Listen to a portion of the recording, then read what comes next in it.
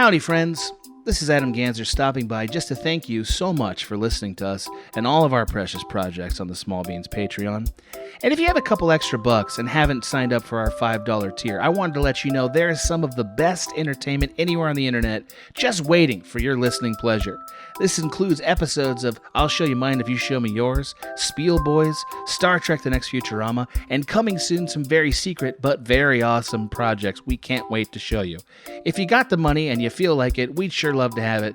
And thanks so much for listening to Small Beans. It's time for dads now. Look, it's all about dads. I don't want you talking about anything but dads, 'cause it's all dads now.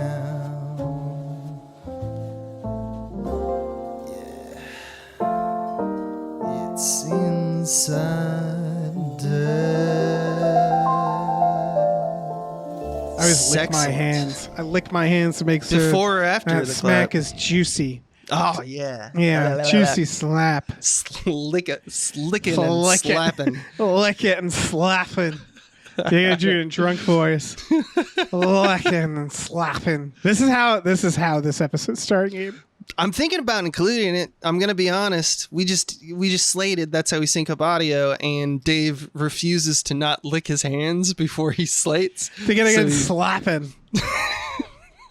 That's how you say it, slapping. Oh, this is already unhinged. We got licking and slapping.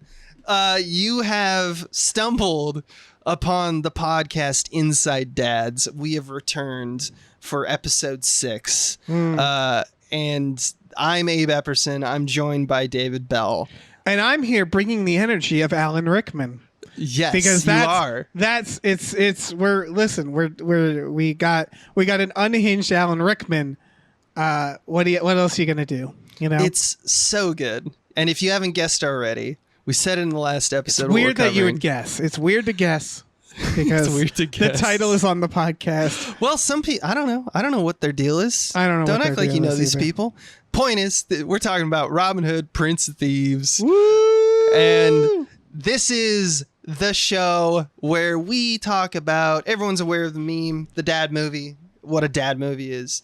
And Dave and I both realized fairly early in our relationship here that we both love dad movies. We love watching them, talking about them. And we're trying to isolate the internet's version of what a dad movie is.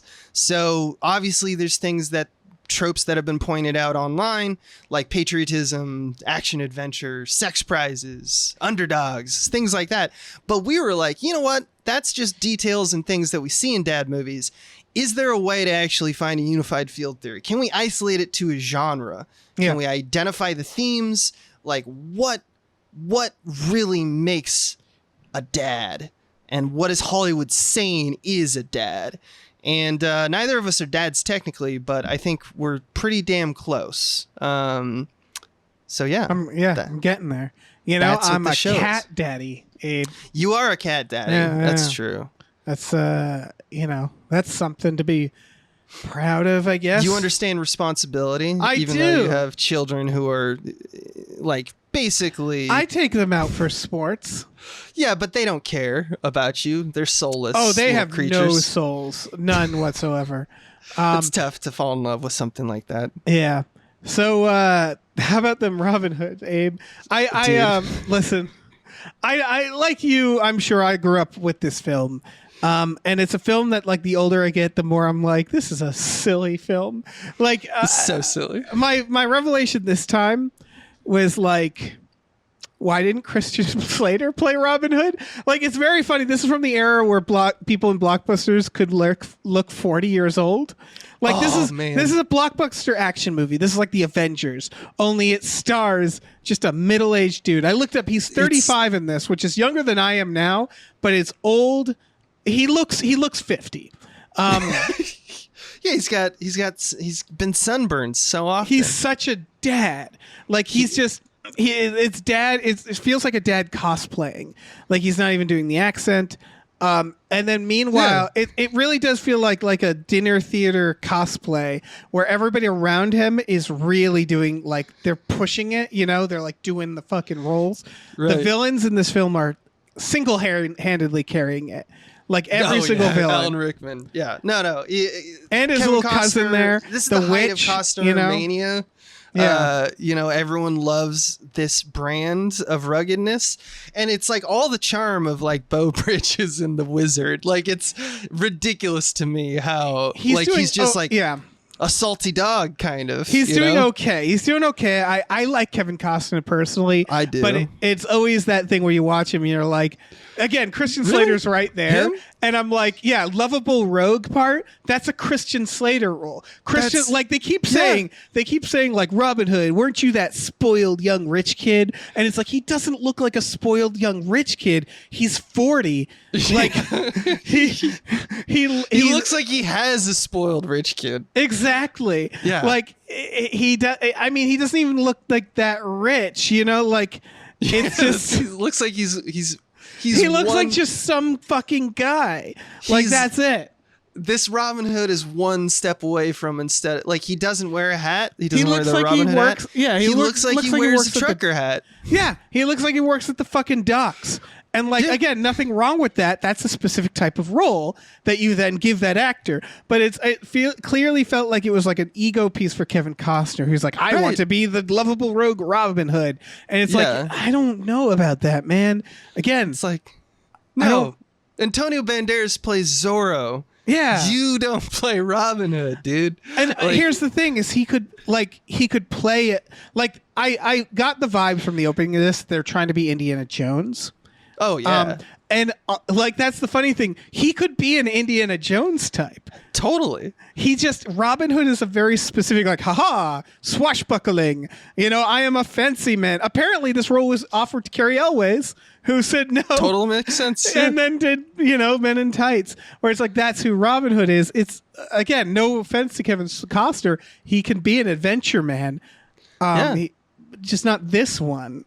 Well. It works on me, man. That's all I know. Look, this movie is fucking gold. It's pure gold. It's so good. I would just argue that the movie is almost single-handedly carried by Alan Rickman. And honestly, can't sleep on Michael Wincott doing the voices of all voices. Yeah, just the raspiest, just sandpaper and gravel, just rubbing against each other. Also, there's just a lot of good craftsmanship in this movie. Can I say one of the all-time scores? And I'm not even talking. They got all the awards for Everything I Do for You. The Bryan Adams thing that plays at the end on the credits, because that's how movies were made in the 90s. Is that very dad love song, by the way. But Everything I Do It For You is like one of the most basic fucking love songs. Exactly. And it's all from that perspective. But like that song is so fucking triumphant. Oh, yeah. The horns fucking I think they had an Indiana Jones. They were like, we're going to do Indiana Jones. But this is much like every Robin Hood, Cursed, where it's like, we don't need Robin Hood, the story, unless he's a fucking, a cartoon fox. We're good. Mm-hmm. Yeah. In fact, that's something I wanted to mention before we kind of start combing through the movie, which is that Robin Hood in general, like the fable, the folk story, is one of the most dad tales we actually have. It's all about the underdog crew with a higher, more like principle. It's about how taxes are bad. It's libertarian as fuck, dude. Yeah, this movie at its core is about two neighbors fighting about property and how they'd hate taxes. That's pretty much it. And it's like, that's the daddest thing ever. Right. And I mean, we have a bunch of tales that are like corruption in the system, fighting but like Star Wars, it's like, let's fight the big bad. Let's kill the Death Star kind of concept. But it's focused on, this movie is more focused on protecting the countryside and like redistributing the wealth in a just way. Like that's very important to the Robin Hood myth. So that's something, as we've kind of gone through this podcast, we know is like what Daddy's dream of, is being the man to bring justice to, the region. It's not just a hero tale, but it's also like my brand of goodness will inspire other people to do the thing. Yeah. And that is kind of a part of that Robin Hood myth. And it's exactly what they do in this movie, is that apparently he's so charismatic that we just have people like Morgan Freeman, Azim, who's just like, I fight for Robin Hood. Right. Like, which you would, should again, work better if he was like a Christian Slater type who is just like a little more Maybe. witty. I don't know. I mean, again, I love this movie, but this movie was a commercial failure, wasn't it? I could have sworn it was, but maybe I'm wrong. I mean, I think it was, yeah. But I don't know. I feel like it's kind of got a lot of money from residuals. It was on TV all the time.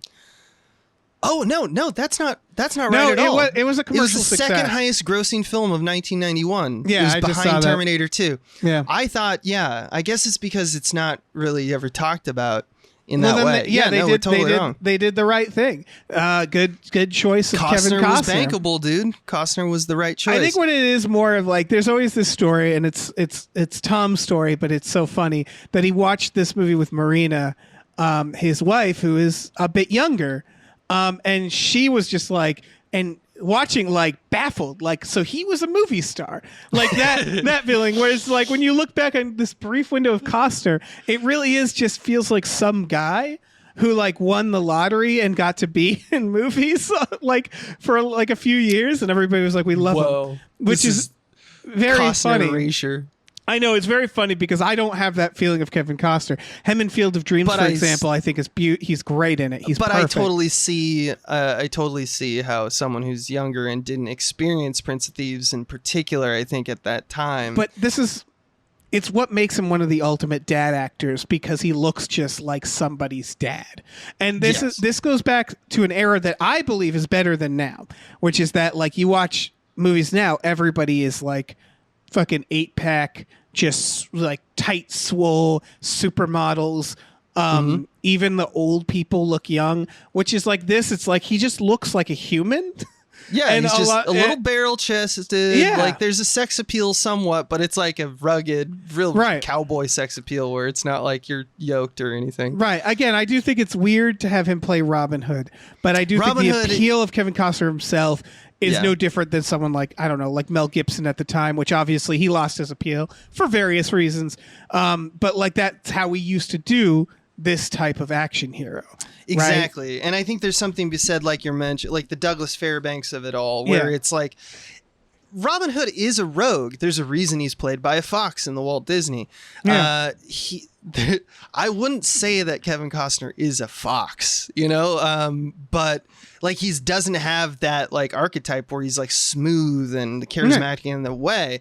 I mean, he kind of plays it up in this movie, but he's more of just like, you're just gonna do good, grab it by the throat and yell at the problem until it goes away. That's like Robin Hood isn't like, if we're playing D&D, he's not a barbarian character, right? And that's the thing, is he's a Carrie Elways type, which is why they try to get Carrie Elways. He's slick, he's nimble, he's sneaky, and Kevin Costner he doesn't exude those things. I think the movie works though. I love this movie. I fucking love this movie. Alan Rickman is he's just a legend. And this film, he improvised so much. I'll cut your heart out with a spoon, Cancel Christmas. Those are all his improvisations. They offered him this movie several times, and he only accepted when he was allowed to make changes, because he thought it was a lame character. And I do believe there's so much talent behind this film. I do believe that without Alan Rickman, this movie forgotten. This movie would have been even like more like, it would have been completely forgotten. I'm not even sure it would have done as well. He is stealing every fucking minute of this movie. It's not just the improvs, man. It's every line is a meal. Close the gate. Amazing villain. Yeah. Amazing villain. I feel like every time they said cut in the room, everybody went, holy shit. Like everybody just like burst into laughter of joy. Doing circles around everyone, and it's great. It's just fantastic. Even the way he dies is just like, that's all-time death drooling scenes, fucking what a beautiful asshole. So beautiful. What Hans fucking Gruber, man. Yeah. Just what a again, treasure. It makes sense why the studios were like, no, that's our sheriff. nobody else can play this role like he can. Like, and he was fairly new. Like, he wasn't that well known, and they were like, absolutely not. We need Alan Rickman for this. And it was the best decision that this movie made. Yeah, I always feel like Alan Rickman, whenever he's in a role like Snape or Hans Gruber, you're like, yeah, there's no one else who could have done this. Like, there's no one else. Let's start doing this chronologically, and let's just get real deep inside this dad. Let's get inside this dad. That's the name of the segment. So, from jump, historical text at the beginning.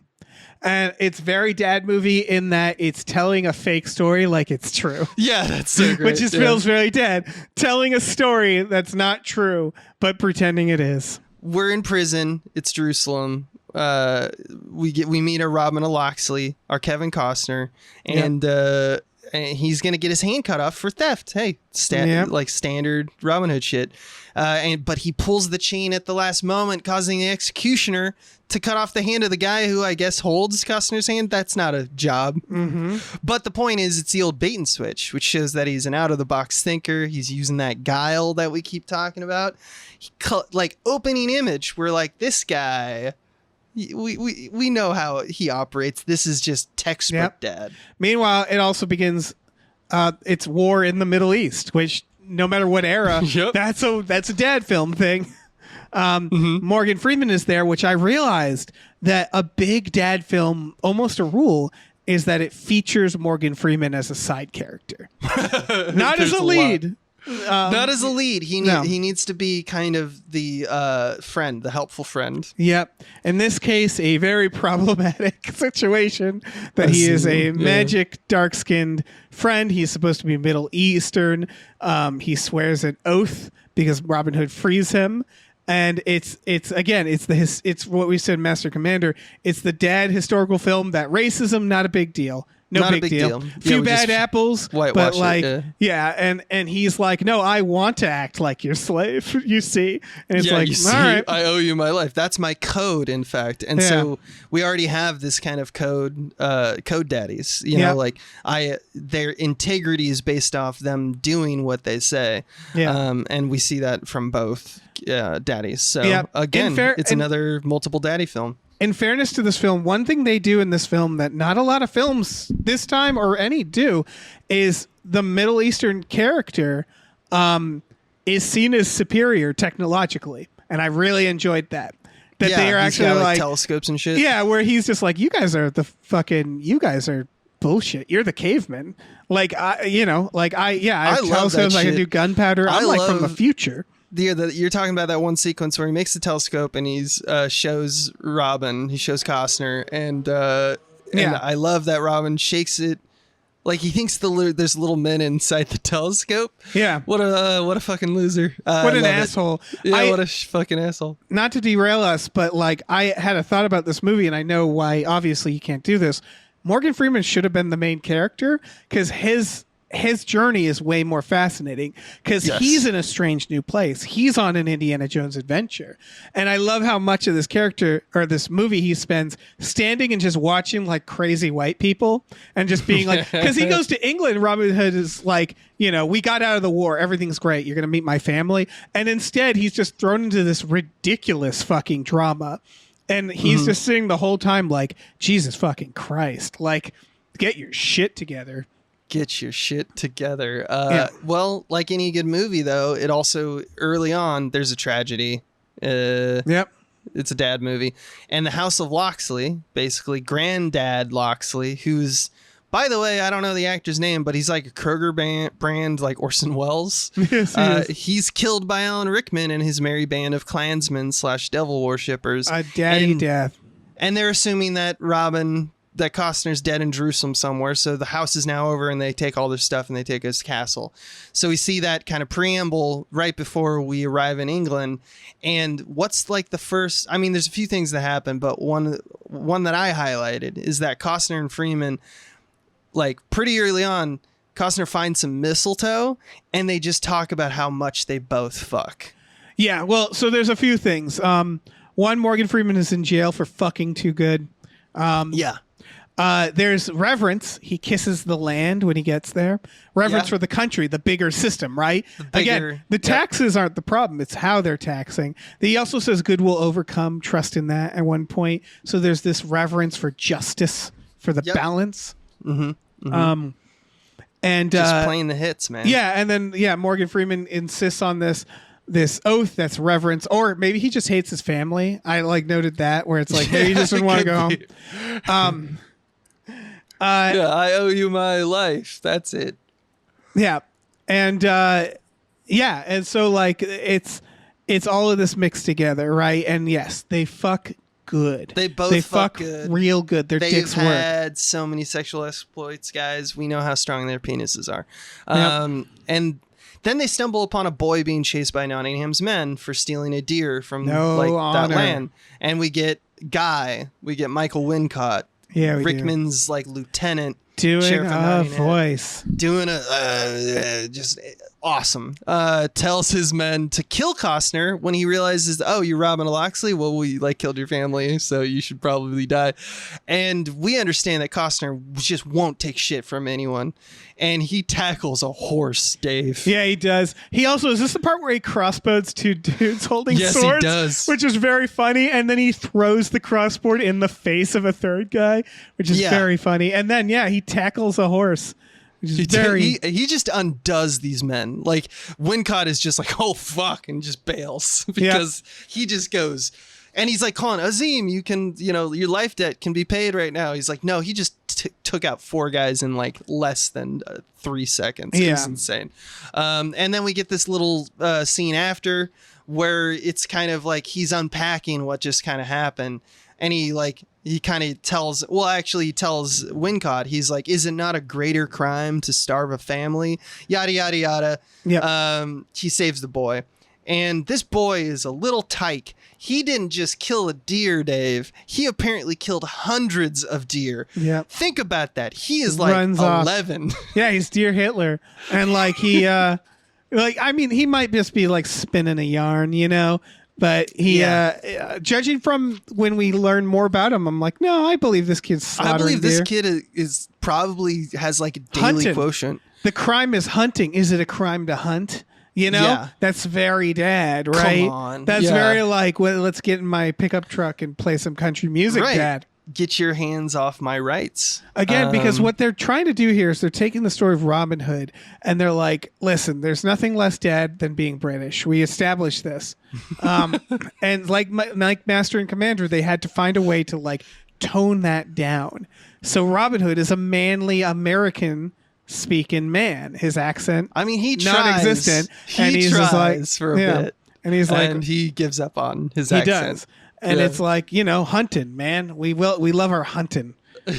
we love our hunting. We love and country, love our freedom. and we love freedom and hunting. I want to just walk around, my land and know it's my land and no one can take it. And that's our dicks the important work. part. Yeah. And it's a good dream, It's just that's what we're feeding into the daddy culture, is we're saying this is what it means to be a dad. Yeah. And that's what Hollywood was saying. And we get the strong sense of good and evil, which is actually when we look at dad films in general, they're not that complex. A lot of them are good versus evil, or at least adversary versus important guy. Yeah, and again, Alan Rickman knew the assignment because this movie, there is no gradient.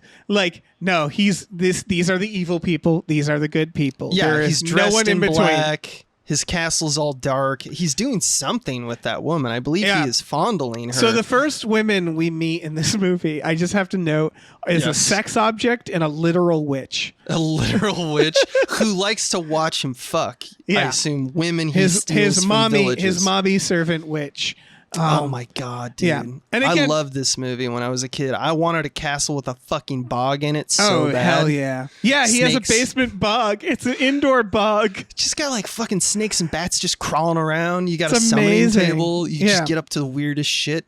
Yeah. I love that sorry, going back to the morals, it's literally about stealing to do good things, and there's no moral gradient. Can't stress that enough. It's very funny. They don't convey any of the people who steals from as being remotely good. They're I love all pansies Yeah. who deserve it or just despicable human And beings Alan who deserve Rickman it. here is setting up, okay, I'm the villain. Here I am I'm the fondling a worst. young woman and with my witch, like, cuss that Robin of Locksley. I'll get Yeah. him. And you're like, got it. You're the bad guy. No question. And he's Right. like, he's like a little kind of, he's not a daddy type, he's not rugged. He's like a little snake. He's a snake. Yeah. Yeah. Also, magic is real in this universe, albeit very Yes. tame. The witch calls the whole movie. She reads the bones, and then she's like, Yeah. I see our death. And Right, she which- knows that Azim is going to kill her. If you Morgan showed this Freeman. to someone who didn't know the story, they might make the mistake based on the opening title stuff that this is a historical film of some sort. Yes. And this might be the first thing to, like, give you a hint that maybe it isn't. Yeah, it's there just is, all in make-em-ups. fact, curses. There's light magic where it's like they've been foretold. Yeah. She knows about Morgan Freeman. She knows that they're here to kill them. That's right. And she's like, we're already fucked. I love that the whole movie, she's like, we're so fucked. Yeah, she's like, they're coming, and it's Yeah. and then she's also like, not only is he here to fuck our shit up, he's the preamble to the real threat, which is King Richard's coming back from the fucking Crusades, Yeah. and gonna fuck up Daddy, the everything. biggest daddy of them all. Oh, will he's be- at the end of the movie, baby. Yeah. And How do you have Daddy Robin Hood? Well, you know how. Yep. And what he's referencing here is the movie ends with a wedding ceremony for Robin Hood and Maid Marian, who the fuck rolls in as King Richard? Or King Richard? King Daddy Sean Connery, the Jonathan hairiest, Connery. Yep. rugged sex beast that humanity had at this point. They He wheel him shows out. up, slaps a few dames around. He gets a little smooch tax. It's a little from, smooch tax. Mary Elizabeth Master Antonio. Yeah, he's just a fuck beast. Anyway, that's what. So she knows. The witch knows, and so we kind of have this reality where there's a little bit of magic. But here's the thing: Robin basically arrives at home and to his castle, the Castle Locksley or whatever, and he finds his dead dad strung up, and as well as Duncan, the family Duncan, the loyal Yeah. servant who now comes without eyes. Otherwise known as Blinken in the original story. In the- yeah. So free blind guy, I guess. But Yeah. crewing up is kind of key to most dad movies. Like we kind of talked about this last time. It's kind of falls in two categories. You have lone wolf daddy movies, and you have the crew up. And so there's Right. a little bit of they got a Duncan now. Their ranks are swelling. Yep. And it's really funny that he keeps going to Morgan Freeman like, don't worry, we got you're gonna be taken care of. You're gonna have a nice bed. We're good. And then it's just one tragedy after the next that just keeps unfurling as Morgan Freeman just watches from a distance like, this guy does not have his shit together. No, he does not. Yeah. And then next he goes because he's like, well, I don't have a home, so I'll go to like a childhood friend that I know, which is Lady Marian's castle. And boy, oh boy, this sequence we can unpack. Hell yeah. Because she's a childhood friend and soon to be sexy prize. But they do this thing where they make Robin think that she's not a sexy lady, No. but rather she has her servant pose as her. And she's not sexy And at she's all. not sexy. And he's for- polite about it. He's and polite he's about so it. kind. He's like, time has been kind to you, madam.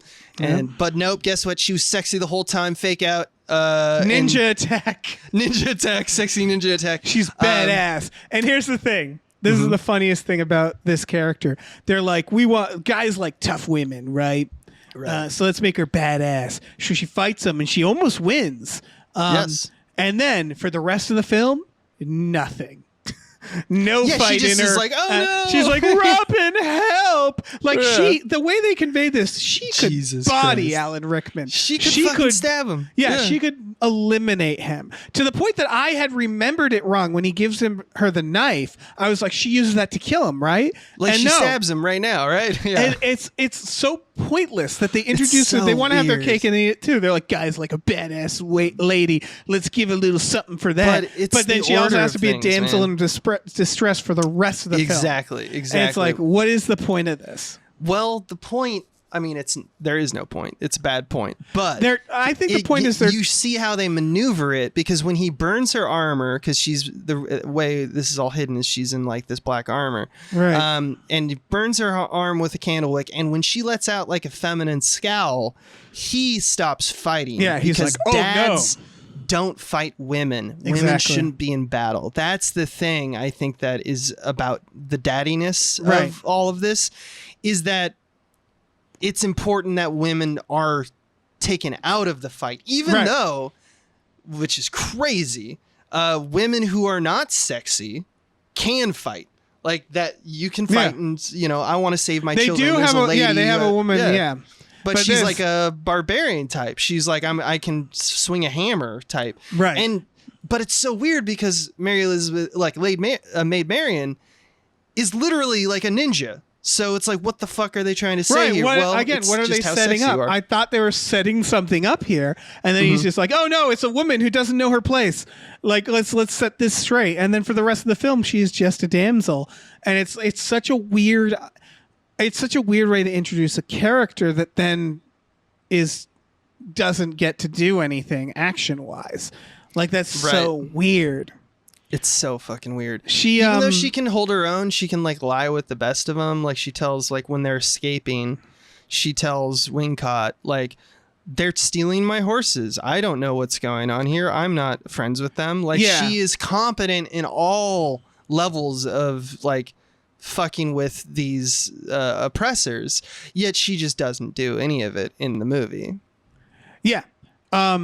It's very weird. And then so we have this conversation where we learn that he was a spoiled bully as a kid. She says like, you used to burn my hair. And again, I still contend better for like a Christian Slater type who looks like a fancy man. And he says he's been changed by war and prison. That's how a man grows. That's how a daddy grows. Through war trauma. and or prison. Trauma, severe trauma. Then he steals her horse and slaps her on the ass, to which I thought, well, isn't that still just a bully? But no, he's a rogue now. He's a rogue, and he's in different its sexy than a time. bully. Also, at the conclusion of the fight, when they like find out, oh, your Maid Marian is who I'm fighting, she takes that moment to kick him in the nuts, which I think is important because this movie is fascinated with dicks and nuts, just like most dad movies. But I just wanted to, earmark that one because that's an early one. Yes. They get away on horses, the first car.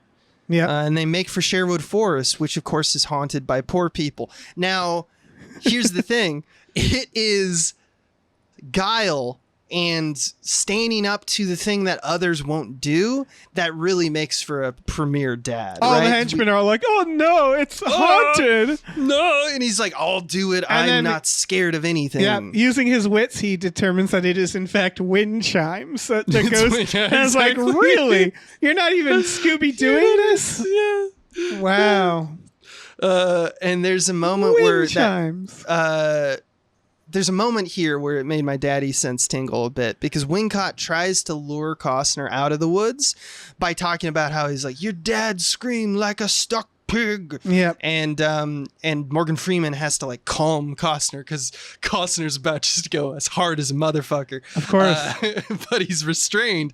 And that's another dad thing, right? It's about getting angry and showing it when someone like betrays a principle or someone is being wrong. But Right. it's also about restraint. It's about having the capability to restrain your anger because you're just a ball of fire and you need to be contained. Yeah. All dads have an anger in them and they need to repress, and they know that.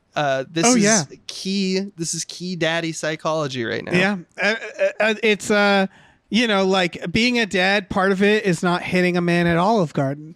You have to know not Yes. to. You have to know not to hit a man in Olive Yeah. Garden, even though he's being an absolute asshole. Exactly. And and he again, deserves- it's a neighbor dispute. It's daddies versus like bad guys. Like I would argue Alan Rickman and Michael Wilcott and like all these freaks, they don't represent dads. They're not bad dads. They to me is what happens when a dad meets an undad, a childless man who is of age, of dad Yes. age. That's what it Yes. is. They have no honor. They have no dadness. So it's like, what do you do when you deal with like a bully like this, an evil undad type? Yeah, who has no responsibility or people, you know? Right. It's the wild hogs of it all, right? Yeah, for sure. So like it's that where it's like these guys are the evil versions because they're not daddies. And then we get into a fight sequence that is entirely around not wanting to pay a toll, which is very dad. I love it. I fucking A love bridge toll. And then we have this fighting for honor stuff, this boys will be boys. So like we have fun violence versus bad violence, right? So like he meets Little John and all the fucking merry men, Will Scarlet. And they're like, you gotta, rich boy, you gotta pay a toll. You need that amulet you got. And he's like, this is my dad's. It's worth everything. Family So he's like, heirloom, I'll yeah. have to fight you for it. And it's a very, again, honorable, like, yes, me and you will fight. No Which is dirty fighting. Insane. They're outnumbered by like 30-2, but Right. of course everyone has a code, and so Also- we learn about Little John and this group of merry men that they respect and have integrity. Yeah. I also just want to note they do this whole thing where they're trying to figure out how to cross the river. Never does the film shoot the river in a way that it doesn't look shallow. Crossable. Yeah, But yeah. like it never looks deep, and that's a problem. But yeah, so they do. Yeah, fun violence. Boys will be boys. Also, outdoor fighting is something boys did. You know, Yeah. fighting by the brook. And Yep. if you fight well, everybody loves Scraps. And it's a scrappy battle too. you. Yep, he's underestimated. I mean, it is a Costner film, so he's not going to be finesse is not how he's going to beat you. He's Yeah. going to beat you by, you guessed it, hitting Little John in the balls. exactly. After everybody thinks he drowned, to which I always thought Morgan Freeman's character should have been like, "Oh shit," and like quietly left because he was supposed to protect him, and that's embarrassing if he just lets him drown. But yeah, it's an honor thing. He's like, I can't help you here.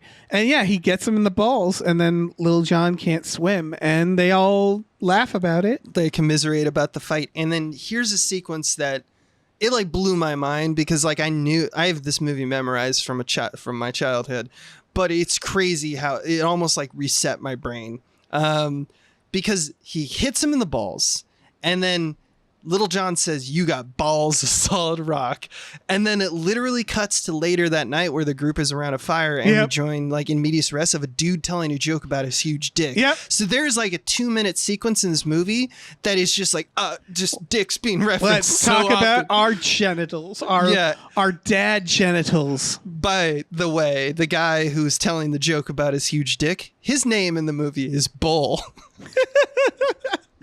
Absolutely. It's just Because he pure has a huge testosterone. dick and even bigger balls, uncomfortably large balls. just painfully Yeah. large. Nobody likes his huge balls. Nobody. And yeah, that's what the men of Sherwood Forest are like. They're peaceful, Right. loving people who love to talk about their dicks and balls. Yep. Will Scarlet, Christian Slater is like, I don't like you, but I won't explain why. And then he's like, I'm going to be all your daddies. I'm going to lead you. Well, I'm going to give a speech about freedom. Yeah, and also he does this. There's a nice little segue because he's got Morgan Freeman there, and they're sharing with Robin, but they're like, should we drink with the black guy because they're all racists? Right. You know, it's history. Again, after all. and then he's like, don't be racist. And they're like, you're right. Don't You're be right. racist. Welcome. Yeah. And so Racism solved. And I think it's important, once again, it's the way in which the daddies solve the problems is there's guile and stuff like that for physical conflict. But when it comes down to it, his daddiness improves their daddiness. Like, he is showing them how to be better. And that's something that all dads really want, is they want to be the patriarch, and they want to be the one where it's like, well, how should we act? Like, give us the cardinal north. They want to be cardinal north. Yeah. So and bad. it's very daddy to be like, hey, racism is bad when it's overt and obvious.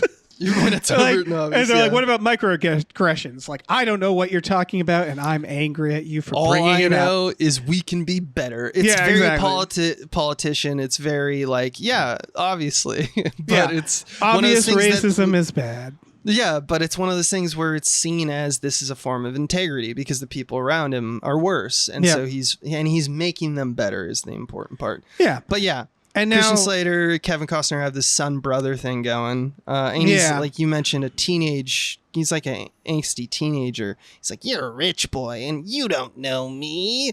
And there's something up, you know. And Costner is like, I'm going to love you and make you accept me. It's prime daddy relationship, because it's like, that's the thing about male relationships and bondings, is that sometimes it really is nebulous, because it's like you're the big brother, but you're also the father role. It's kind of both, because it's just like male figures. Yeah, the big emotional daddy thing that happens. And they do it in this, and they do it in a lot of movies, which is what I call cry headbutting. Mm-hmm. When they press their heads together and like grit their teeth and cry, because that's the big like, oh, I love you, man. There's so many emotions, because it's not just love. It's always like mixed emotions. It's like, I feel, and I'm pressing my feelings against your feelings. I love it. I love it. It's pure daddiness. Right. This is where we get into robbing from the rich and giving to the poor, which he barely does in this. Although, in fairness, he does more than some of the other Robin Hood movies. This, they have them stop.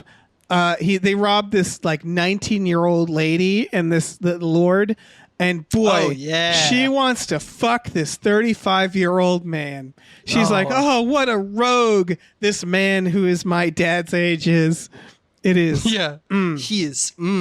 Slice me off a piece. He's like, my lady, such a beautiful woman. Shouldn't wear such whatever diamonds or whatever I say. Give me your fucking I'm diamonds. gonna rob you. It would have been so fucking funny if he just like shanked her. Like it was just like a real dirty like, robbery. and it's a mugging. It was like, give me the fucking jewels. Or even better, just stabs her father. Yeah, both and just leaves her alone. She's like crying. Oh God. Kills what an the asshole. horses. Yeah, they're just like really shitty about their robberies every time. Burns the horses. Yeah. I do want to talk about, because we have this the sequence with Alan Rickman again, where he's it's all Satan for me, baby. He loves Satan. Just random scenes where he's eating from a spell altar that's got like goat's blood and skulls on it, and just entrails all slopped on the table, and he's just eating from it. Yeah, no gradients. They're just like, make him a fucking Satanist. Fucking goblin. Yeah. And here's the important part, is that, or I think that this is one of the things that this movie does that's even more dad. And the reason that they make him a Satanist is because not only is he around satanic rituals and he's eating them up, which gives us the justice thing you're referencing, but it's like in The Fugitive, it's all about being wrongly accused. And in this movie, Robin's family they've been accused, and it's well known that they're devil worshippers, but it's actually the sheriff of Nottingham who does that shit. In general, I think the wanted man kind of concept is something we see in dad movies, because it's just huge wish fulfillment. It's a rogue. Not only are you wrong, I'm going to prove that the guy that you think is right is actually the guy that you think I am. It's underestimated, like I'm the underestimated, misunderstood rogue. That's clever, and it's going to show you all up. I'm going to show you all. Yeah. And again, it's just so it's just so funny how not so we just covered Master and Commander, and in that movie there's a part where Paul Bettany is just like, what you're doing is wrong. And like you're getting us all killed. You're reckless, right? And the moral of that one is, no, he's not. He's fine. And this one, Christian Slater does the exact same thing. He says he's going to get us all killed. This is reckless. And then the movie's like, no, he's not. Stay the course. No moral gray areas. Do we question our own morality and what we're doing is right? No. We absolutely fucking don't. Are you out of your mind? No. Yeah.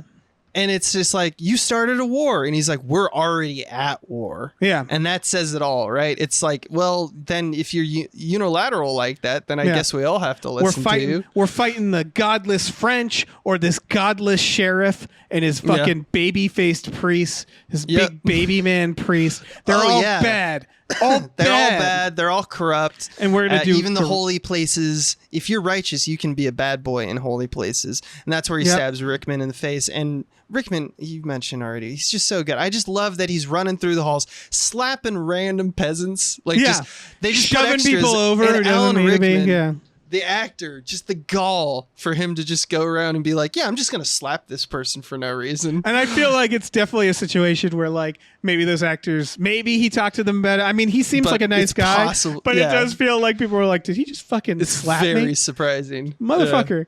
Yeah. So we get this back and forth between Robin Hood seeing villages being burned down by the sheriff of Nottingham, but then, you know, he steals all their blood money and he's building a town that serves as a refuge for all these unhoused peasants. Abe, he's building a treehouse, which is a very dad thing to do. It's just, that's a boy thing, but it's like, yeah, that's but absolutely. dads build the tree houses. That's true. And he's building the coolest fucking coolest treehouse. one. Oh my God, it's it's got so cool. rope swings and all sorts of dildos that you can like, do like weird shit with. Like it's so cool. Like it probably has a TV in there. He is making the best treehouse ever it's like made. Goonies shit. Yeah, dude.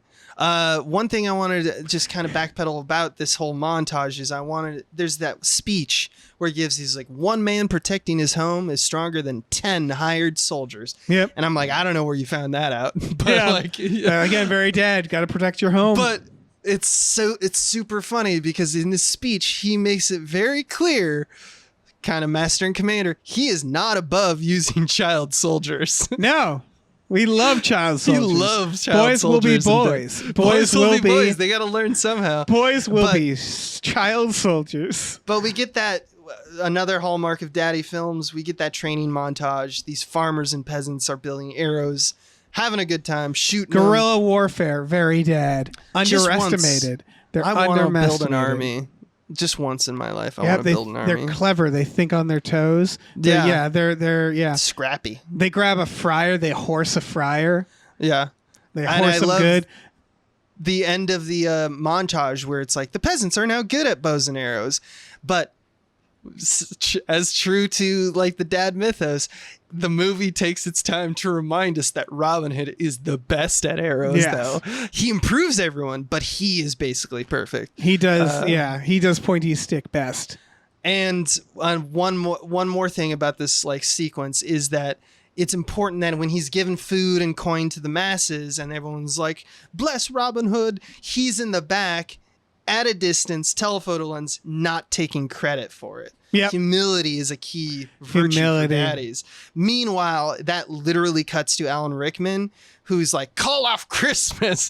And he's just comic book evil shit. But to counter Robin's humility, he finds that someone has graffitied a scar on his statue and he's real broken up about it and tries to like smear it off. So it's like you have these dueling kind of, you have these split protagonist kind of situation. Well, not split protagonist. Again, it's very funny because it's just watching like Robin Hood plan while the sheriff just gets more and more worked up is basically what you get. That's most of Act 2. Yeah, which is funny because if you showed the sheriff putting together a scheme, it would make him more formidable. But it is just him being like, nah, and like just whining. And then they horse the friar, who I love. He like is like, I'll fucking kill you all. And then he's like, join us. And he's like, yeah, I'll join you. And it's like, oh, okay, all right. That was weirdly easy. And now it's time for him to show his chick his cool treehouse. Yeah, Maid Marian goes to Sherwood Forest and finds herself a piece of bathing Kevin Costner. Yeah. So in the 90s. We really loved, like, we were like, women, you love the buns of men because they want to, I assume, peg them, right? It's all a pegging thing that women wanted in the 90s. Sure. Pegging was huge in the 90s. So in like these movies, they'd always show their ass, specifically Kevin Costner's ass. And here it is in all its glory. She in a waterfall. Yep. Like a siren. Like those ass cheeks just calling him. And also we get a good shot of his hairy ass chest. Yep. Like he's got real hairy chest. Yeah, and she's very like, good. God, I want to peg that man. I want to take a medieval strap on. Yeah. Yeah, exactly. Peg Kevin Costner. Wooden strap on. Oh yeah, it's got to be wooden because it's it's medieval times. So I want to ask a question because they have in the sequences, there's a little bit of introspection about like, what's Robin Hood doing? Where is he going? How much introspection is the perfect amount for a dad movie? Because sometimes it feels like none. None. But, None. Yeah. But I think true dads need to be seen a little vulnerable. You'd think. Well, I mean, not so. I mean, I'm not just talking about superficially, like getting kicked in the balls or like losing a battle, but like they actually sometimes do express feelings. Like a dad movie does need that. Oh You yeah, I need to mean, get a the little judge. amount- We've talked about this, but Yeah. there still seems to always be. It's kind of the reverence thing, right? A dad needs to rebel, but not from the greater system. Exactly. A dad needs to have feelings, but not so much to undercut the fact that it's like, no, he's always Exactly. right. He's still No. right all the time, but we do get a whole sequence, a whole scene that's pretty, back and forth about Robin regretting how he left his father after Right. his mother's died, and he's like, the last words I said to him were in anger. So he's got regrets. He's Oh, yeah. still, yeah. What happens basically is it's like the coolest date ever, right? He like delivers a baby real quick. Yeah, Here's Jesus all these Christ. things to be like, look how good I am. Yeah, they she even solve at one they point solve says, some like, so you just- racism a little Yeah. more. Yeah. They have a What party. I love is they have a party. It's all great. Everything. He looks like fucking awesome. And I like that when they say goodbye. I like that Duncan just gets fucking deported Yes. by Costner. He's like, take Duncan, will you? Because he's Take really this bumming old- us out. this old blind man. Yeah, He's she's not like, supposed to be I don't here. want him. And they're like, well, put him somewhere. Give him to a good home. Give him a Bring good home home. him. Yeah, and I like that he's like, Find I'm a blind, family. but there's still some things I can see. And then he's just like, I'm out of And this he's like, fucking yeah, movie. he's like, cool, man, get out of here. I like later when the horse takes him back. I was always imagining the horse just takes him on a just He's- completely yeah. somewhere else, jumps him in Goes the in, ocean. He's like, oh, where am I? He also lightly tries to kidnap her. He says, we have a little rule bit. that once you see this place, you can't leave. And she goes, oh, we were blindfolded. And he's like, oh. Yeah, she okay. totally made that up. Yeah, She and he totally just made sort that of up. just like accepts it. It was like it's like the most dispassionate half attempt at kidnapping someone. Yes, that's right. That's right. And I also like that he's, it's, there's a news sequence actually for me because I watched the VHS of this and it includes some scenes. This is the one that I watch now is the one based off like the Blu-ray or whatnot, which has Right. like a longer cut. And I never had seen the scenes where the old rich bastards that like Nottingham is like sucking up to and they're like dividing up England. He brings in before the like Celtic barbarian. They just appear in the movie the way I saw it the first time. But in this one, they actually have this sequence where he's just like, and how are you going to defeat, how are you going to control your own county? And he's like, I got a guy. And he pulls out a Celtic barbarian who proves that he's so strong by grabbing a log from the fire and just putting it out on his hand. Yeah. And I think that that's also a daddy trope. We need to show that Robin's opponent, it just has superior strength, but Robin's tactics will, win the day. Oh yeah, for sure. Yeah. Anyway, so this is where it turns after abducting Marian, the Nottingham has his men follow Duncan and they get back to Sherwood Forest and we get this big battle scene. Important in a dad movie. We need that rugged action and You're talking about the nothing's more- ambush at the treehouse? at the treehouse. The Yeah, ultimate yeah. sin is breaking the treehouse. They Yep. There's a sequence here where Little John fails to be a daddy and Robin Hood succeeds as a daddy. Yep. Because he has to say again, he's like delivering babies for them like a real daddy would. He's like holding them like a prize, and then Little John is trying to get his wife and child, who's over at on a burnt part of the treehouse, and Robin Hood swings in to saves them himself, and then falls, and they think he died in the process. Right. We Yeah, know, so and he's the movie Jesus. knows Yeah. we know that of course he's not dead. But everybody thinks he's dead. Yep. And and everyone's so sad about it until they see him and they're like, Yep. And this is Oh. he gives the other you have to, so people get captured, right? And so the idea is, and Will Scarlet gets sent back to betray Robin. So Right. they have a bunch of their people, they're going to execute them, and the sheriff is like, you're going to marry me. If and you don't, I'm I'll going kill them. to hang a bunch of people as a wedding present. And but she thinks Robin Hood is dead. But we get a good old planning scene. What remains of a ragtag team has a little diagram out of wood. Everyone get a little model. Yep. Everyone's got their place to be. This It's is teamwork also and ragtag, baby. Yeah, it is. This is also where Will Scarlet reveals to also have daddy issues, the same daddy issues as Robin Oh, Hood, yeah. because they're brothers. He's his dad brother. He's his dad brother. And that's when they fucking headbutt cry. And it's That's- like, yeah. oh yeah, dad brothers. That's beautiful. And now we're ready for our final battle to confront the evil, Yep. the evil sheriff. Can't stress enough this entire time Morgan Freeman just quietly watching like these honkies Yeah, it's just like are these a honkies lot. are weird. Yeah, they're exhausting. So I we like to get- think at the end of this he's like, I'm getting the fuck out of here. I mean, he basically does. Yeah, he fulfills his oath and then he's just like, And he's bye. like, I'm out of here. Yeah. I mean, he's gonna stay I'm for gonna the go wedding, fuck my wife. Yeah. but I'm gonna go fuck my way back to Jerusalem. Here. So now we have the big. I mean, it's the biggest set piece. You probably, if you've seen the movie, you know. But it's like this simultaneous. You know, they break the people out of the. You know what it is, Abe? What execution? It's a heist.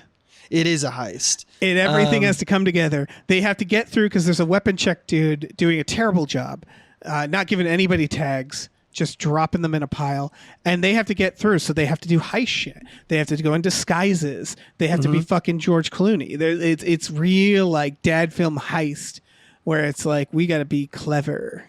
But it all falls apart when the cute kid, the young kid, recognizes Will Scarlet, Christian Slater, and he's like, "You're a betrayer, and I know this because you like before you had your reunion with Robin Hood, where you're like, we're brothers.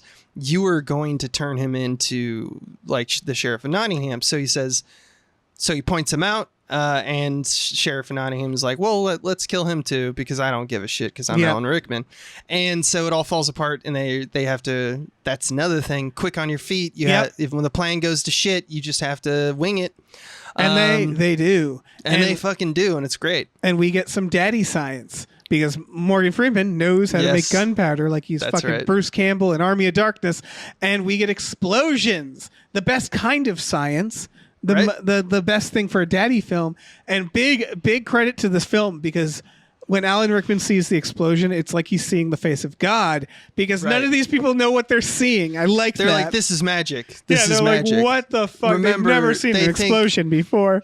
Our hero, who's supposed to be of above average intelligence, thinks that little men are inside a telescope. That's what we're dealing with here. Yeah. So it's great. He should have a heart attack seeing this.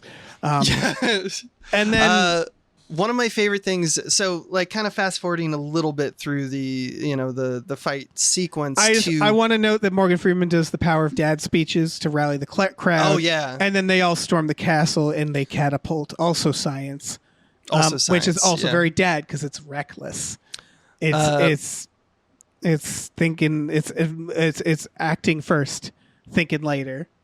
Right. One of my favorite things about this movie is in the next sequence we learn in this like shotgun sham wedding ceremony Alan Rickman and Maid Marian has. Shit's gone real off the rails for Alan Rickman. The priest says the Sheriff of Nottingham's first name, which is George.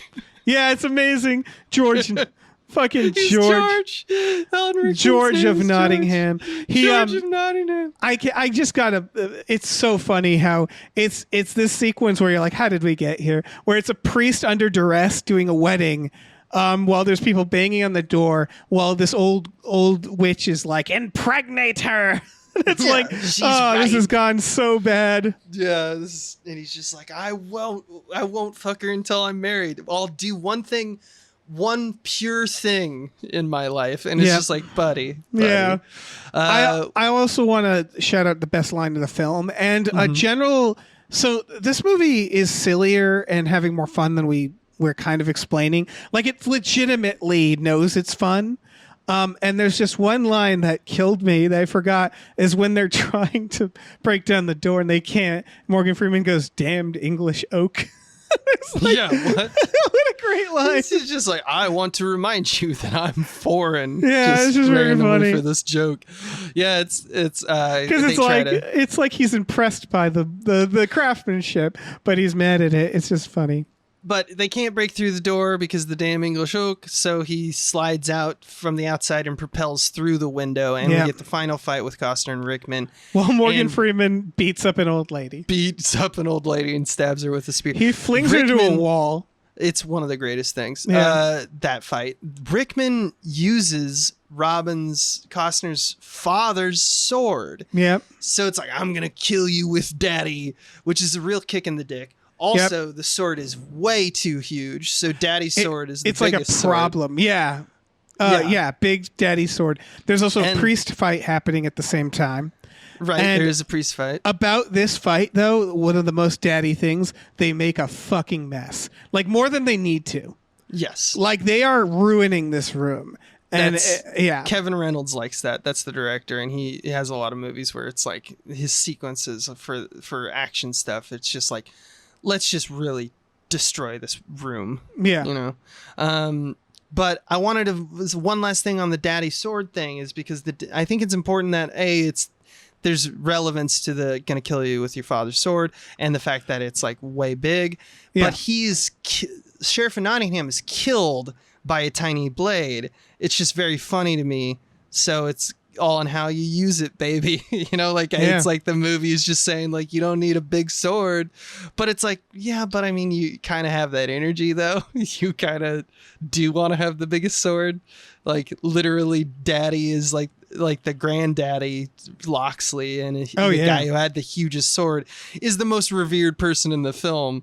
And it's just like, well, so what are you saying here? What exactly are you saying? Yeah, it's perfect. It's real dick energy in this whole thing. Lots of dicks just slapping around. Like they're just slapping their dicks at each other. That's really what it is. And the movie basically ends like Mary Elizabeth Master Antonio is just screaming and useless. Yeah, Hallmark Daddy stuff. She doesn't help at all. And then she's just like, Robin. Finally, he has to do his oath. So the old witch comes at him, which I would argue Costner could have handled it, but Morgan Freeman kicks open the door and whips his sword at her. Doesn't even get his sword back, and is just like, we're fucking done. Yeah, I'm done with this crazy hurls place. The sword. It's great. It's amazing. One of the Morgan Freeman kills shots. an old woman 3 times. Like he kills her so many times. It's amazing. Like she keeps retreating, and he has to keep. That's like, the real. That's the real like fight. Squashing a bug out. Yeah. You know? But yeah, that's basically it. Just kills everybody. My last note is Big Daddy shows up to kiss Big the Sean bride. Connery, I just like smooch. that Morgan Freeman. The final thing is that when everybody bows, he doesn't, and he's like, "The fuck is this?" Like he's like, "More shit. Are we gonna fight? Nonsense. Are we gonna have to fight this guy?" What is it? I'm misreading every situation. Yeah. Also, the movie ends with the line direct to camera talking to the audience. That's fucking unhinged. I mean, it's the Friar Tuck who's like a very playful character. You could argue that he's looking at it's a reaction shot of him looking at it's a POV. Robin Hood. Yeah, you could argue that, but it's like a fucking Looney Tunes ending. It's like Ferris Bueller shit. Yeah. It's very strange, but it's because we're all having fun here, and it's just. But it is like tonally nothing like the rest of the film. Again, the movie is fun. Like when he goes "fuck me," he cleared it, which was an improv. Like there's some great like self-aware, almost meta fun in this. But no one looks at the camera until the last shot, and it's like, what the fuck? What the fuck, indeed. Well, that's that movie. That's Robin Hood, Prince of Thieves. That is. Let's talk about a little bit more of like, we have a section where we put on our thinking hats and our smoking jackets to the smoking room, where we discuss remarks and conclusions based off, okay, what does this movie add to, what have we learned about dad tropes? So real quick. I have some new ones to throw in. And they're not new. We talked about them in the last one, but I feel like 2 daddy things that we're identifying is stay the course. You stay the course, and there's no such thing as a gray area, a moral gray area. There's No good such and evil. thing as- There's yeah. right and wrong. Robin Hood, again, they spend a minute saying like maybe it's bad to be doing what you're doing. You're antagonizing them. You're hurting people, and then at the end they're like, no, he was right to do it. Yep. Stay the course. No gray area. They kind of go between, like, together, which is like the hero, like, you question for a minute, but then you're like, nope, he was right. And I mean, this one has got a litany of like, we got reverence for the higher system, for other bros, for, this higher morality that has been corrupted on Earth, by Sheriff Nottingham. Women are in peril, or off-screen deaths. Inciting incident is a tragedy. He's always using guile, only using violence when it's necessary. Like you said, staying the course. taking control of grief. Just do your job. Yep. Being underestimated. He's constantly underestimated. Dicks. Did you say dicks? Dicks and butts. Dicks and butts. We see his butt, and we know that poop comes out of the butt. And the source of authority, declaring things you want because your leadership is beyond reproach, is a constant, kind of feather in the cap of Robin Hood. He doesn't have daughters. He isn't a parent. But he does daddy stuff. He delivers babies. He helps take care of children. Mm-hmm. We have male bonding montages with people getting better and building the town. I mean, it's more of a town inclusive thing, but we're still playing sports. We're doing archery. Yep. He's sexually and physically powerful. Yep. You mentioned the utilitarian code and making the hard decision. Right. You get the vibe that he's an everyman. We get big machines in this. We get trebuchets and Did whatnot. you mention rebellion? Rebellion, but not too much rebellion. Vigilante is reverence. More specifically. Yeah, reverence. Reverence for it. The world doesn't believe in you or thinks you're something you're not. Yeah. You're better than.